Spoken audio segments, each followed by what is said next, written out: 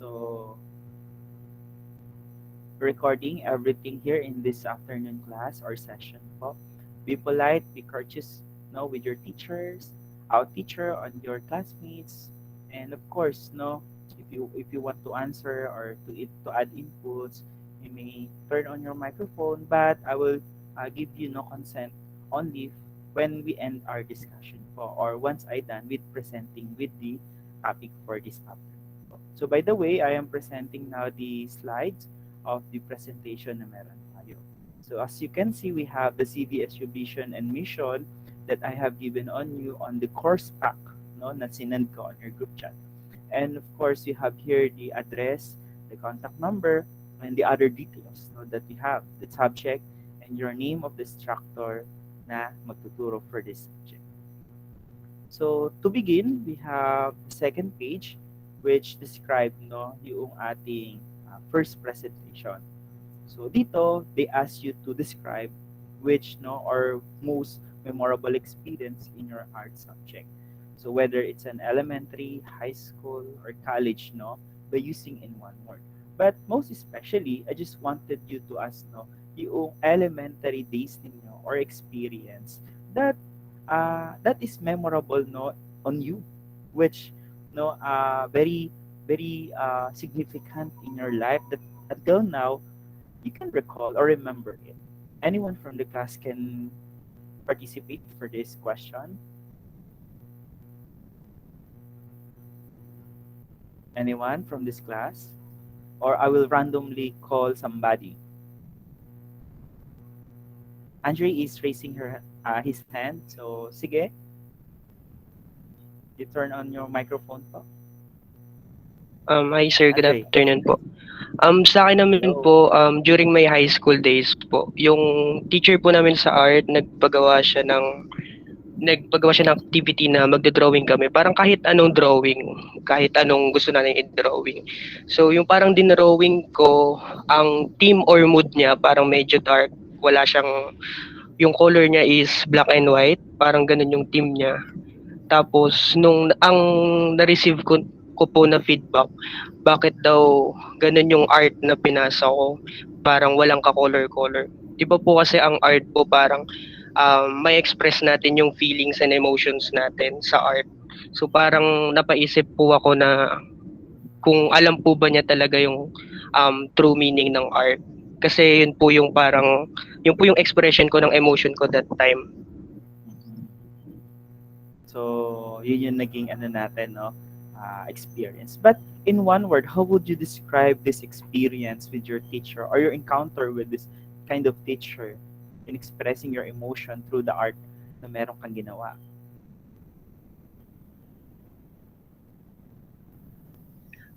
For me sir, parang masasabi ko na ah hindi niya tiningnan yung other dimension na meaning ng art. Parang ganun po.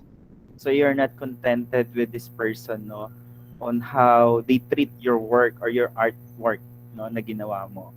So yan, Yes di po, ba? parang ganun sir. Ayan. Okay. Pero but sorry for some ano po words that could not be yung literally accurately na pwede nating sabihin, no, to my explanation. You may correct me kung gusto mo or not naman po or satisfied na rin. So thank you for sharing this one, no, yung experience mo. On me, my memorable experience, no, during the elementary days, no, yung art subject niya. It was fun. It was cool because I, I encounter, no, a teacher which have a lot, no, assignment about art, and they give us, no, many resources, no, to make an artwork, no, na meron kami.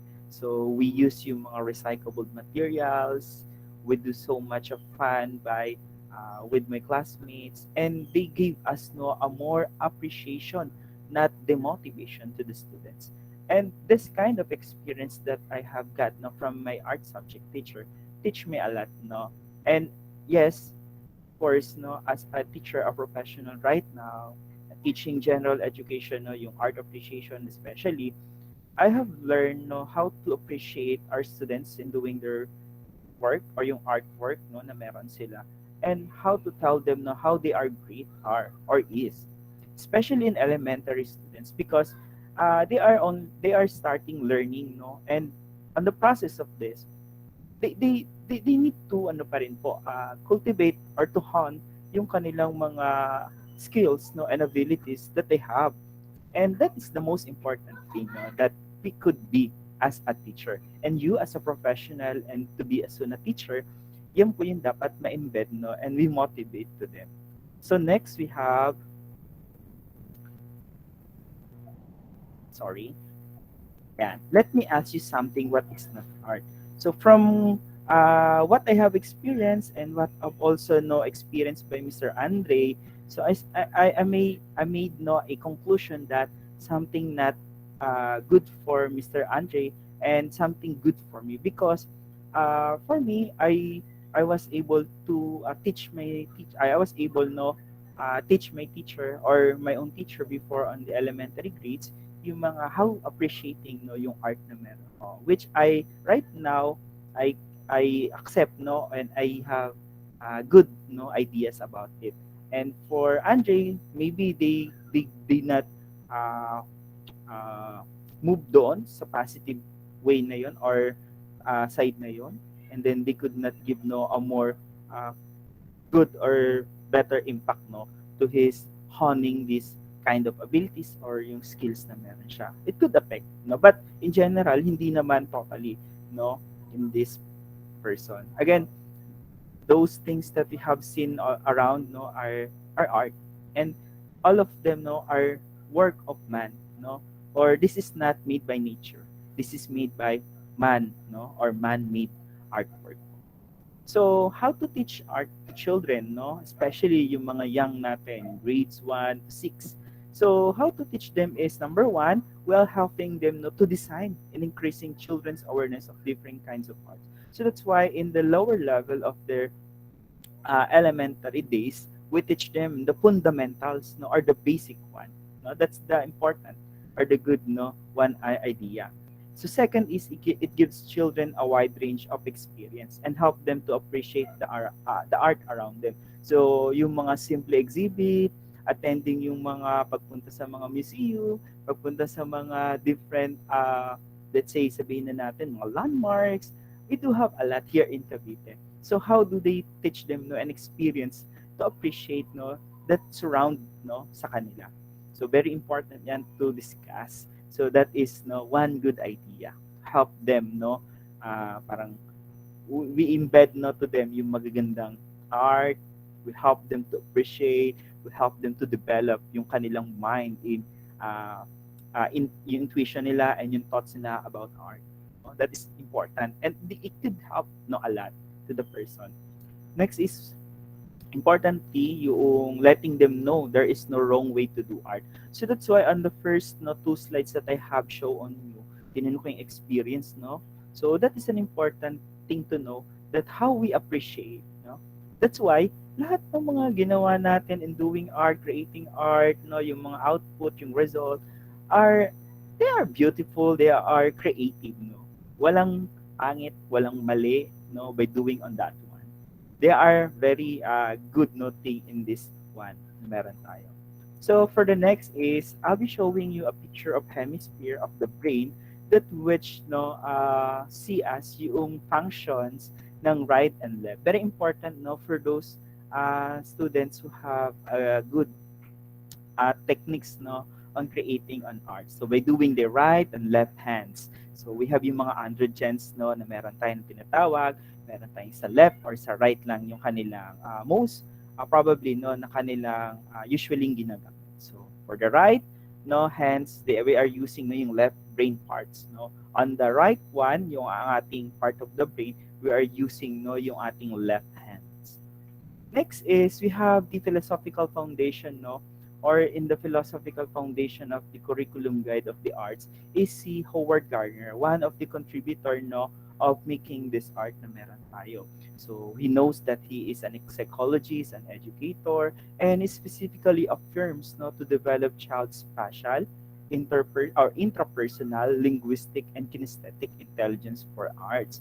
And that's most theory, no, that we have encountered when we are in the lower level that distinguish, no, and give us more insight in teaching this BEED or elementary grades, no, uh, level. So of course, Gardner also developed, no, a distinct way of seeing, thinking, communicating, and creating in a person on how doing and acting one na meron tayo. So by doing this, no, yung mga made-develop natin in creating art. So that's why we have a lot of type of art in doing on that one. We are not limited on the visual. We have a lot of types of art. We have literature, the theater, the music, and dance, and etc.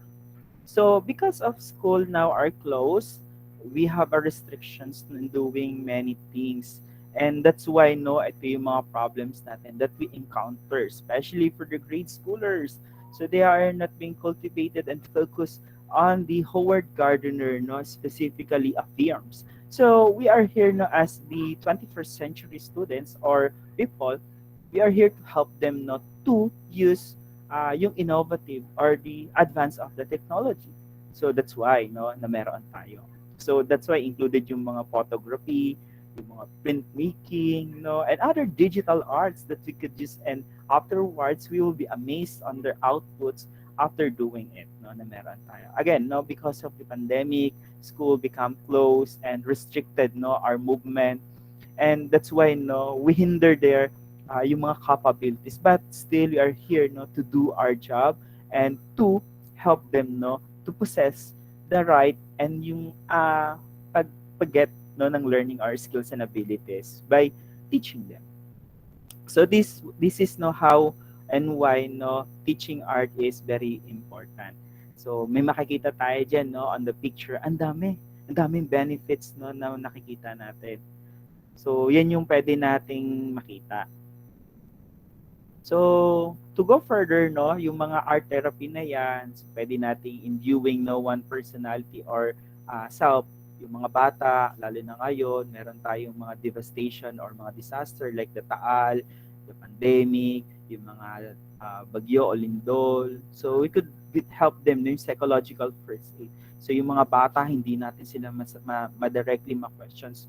By doing, no, art therapy, they could tell us, no, yung kanilang mga experience, and then we can communicate through them, no, yung mga difficult words that they cannot tell to us. So they can draw, they can express themselves, we can gain, no, them information, and that's the use of the art therapy one meron tayo. So, titignan naman natin yung K-12 basic education curriculum, yung conceptual framework niya. Ito, no? The focus is music and arts, no, curricula. But here, on the grades 1 to 6 no level, we are only focusing on arts. So that's why, no, yung skills and knowledge and values that we have need to possess in artistic expression, do natin lang siya ipo-focus, which is the critical, no, or the interpretation na dapat na makuha natin. So like what I said in the conceptual framework, what I have given you, no, a person is Howard Gardner. So that's why, no, I gave them, no, the first one, yung name niya. All of them are significant, but I know, no, that Howard Gardner teach a lot more in this one, yung conceptual framework, or contribute a lot more. Sa philosophy and rationale for arts, ito makikita natin, no, sa grade school that art has also, no, been a present since the beginning of the civilization.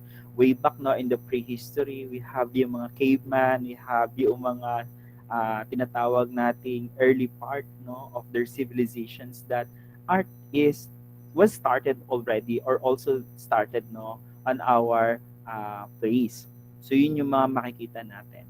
So we have art is visualization of people's history and uniqueness. So that's the most important thing. That's why in the different region in the world we have uniqueness.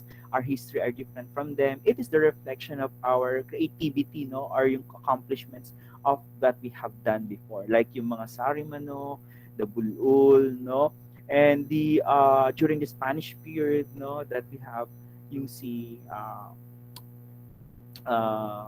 Luna, Hidalgo, and one of good, no, teaching in the arts, no, or in the fine arts, si Amor Solo. So in the 21st century, we have different world, we have highly visual, and because of the proliferation of images that we have seen. So that's why yung mga 21st century natin, yan po.